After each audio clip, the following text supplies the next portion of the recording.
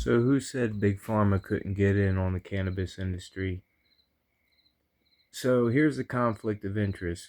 Every other state that became medically or recreational sound went off of Colorado's guidelines through the Marijuana Department of Regulations guidelines and policies on what's allowed to be sold, the amounts, laws, everything.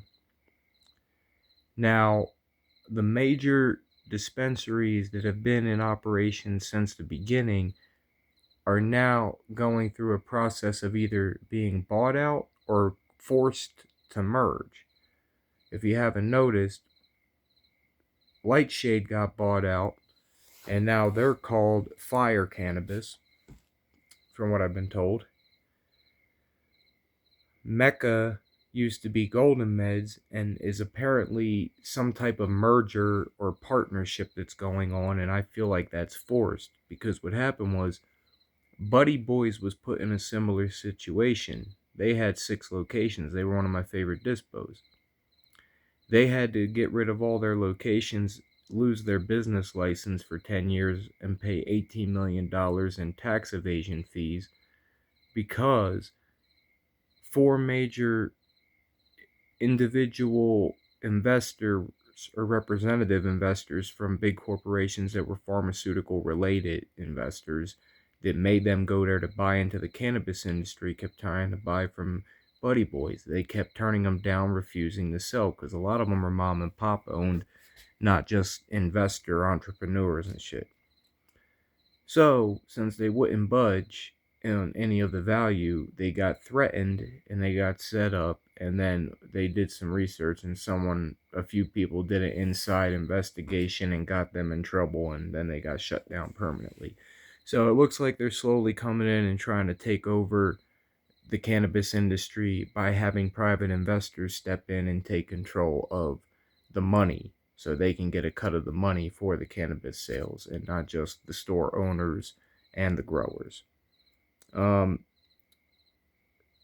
and I'm kind of worried that and wondering at the same time that if Big Pharma is doing that to the dispensaries, what is the USDA or Department of Agriculture doing to the hemp farmers under the hemp bill, including the cannabis farmers state by state? Where are they sitting in this situation? Um, and I can tell you for a fact, because I think I made a video earlier stating that I had a theory and concern that the reason why the vaping and nicotine industry is not controlled like tobacco under the ATF is so the private investors that are part of Big Pharma that donate or relocate the money to Big Pharma through that vaping industry are the ones pushing it and strongholding it because they can harm more people, make themselves more money on both ends, and more than likely, um, it allows them to target children easier than with the ATF because of their policies and guidelines on a federal level.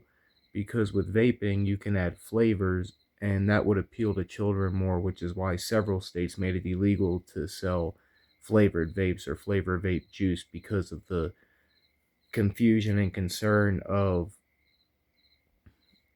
people getting sick. That didn't work out. So now they're making the corporations change the design of the label and the name to not fruity or kid friendly flavors so it doesn't appeal to them out of concern. Because of major lawsuits, concerns, children have been poisoned left and right. And the worst part is kids in elementary schools are getting it. Normally back I was born in 93, so I can't speak for this. I'd love some comments in regards to the topic, but if I remember correctly, maybe in middle school, but definitely in high school, but not elementary school. Back in the 80s and 70s, did you have cigarettes or bring cigarettes to school or certain drugs? Um, Kids that are actually like just going in the the kids that are actually in going in the second grade or in elementary school already have the vape, but kids that are already going in the middle school are getting hard drugs, which is what's upsetting me. That's and I can't blame corporations. I can only blame the homes, the care at home. Everything starts in home, so you got to look at that more than anything.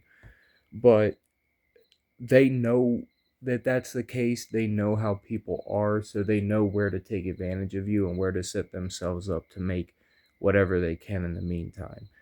Also, it's not all about profit, it's about controlling you, because they know if they can make money now to get you sick because you don't know no better, just for you to come make them more money later to come in for the medical conditions caused by it, why not? They do it with other things. So this seems like the perfect way to bombard people these days, especially with the kratom situation.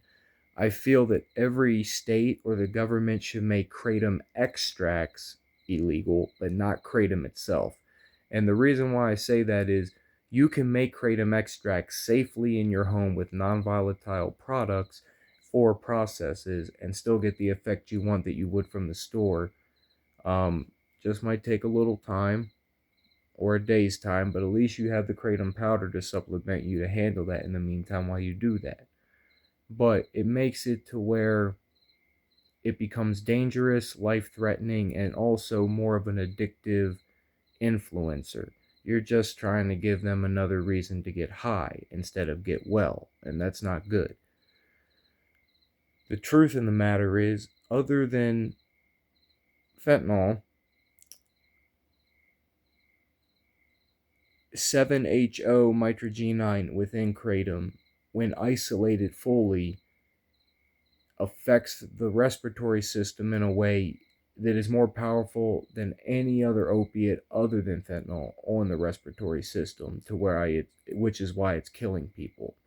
Also, long term, it'll cause receptor damage to the opiate receptor and certain electroplastic connection within the nervous system, leading to nervous system disorders if abused.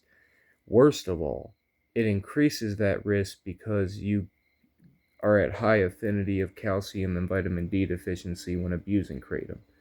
A kratom powder is fine if you're using it for basic mild maintenance of pain, but only for a certain period, and then you have to switch off, or otherwise you're going to wind up like me, in a dangerous position that had to be fixed by me quitting kratom completely for 4 months and going to other alternatives. Um, and I'm open. If you want to message me, you can message me on here and I'll respond with what I can and resources on that. But there's a way to do things that they won't teach people because Big Pharma won't even let doctors be taught it in basic education. Only the elders and those that actually go from ancestral information that has been suppressed really know the truth. And that's where I've looked for the last 10 years, because I've been lied to by doctors, my teachers, and almost everyone I've met. But when I go to certain locations and certain people that go outside the jurisdiction of social norms, and I go into places I shouldn't have, whether it be legal or not, I get the information I might not want, but that I need to know for personal care preparation and understanding. And accepting is the biggest part of it, but knowing is more than half the battle. You might not change the world, but you can change your situation and maybe pick up the breadcrumbs if you can foresee the outcome because of how the pieces are playing together, because of what they're actually doing compared to what they're actually saying. You know what I mean?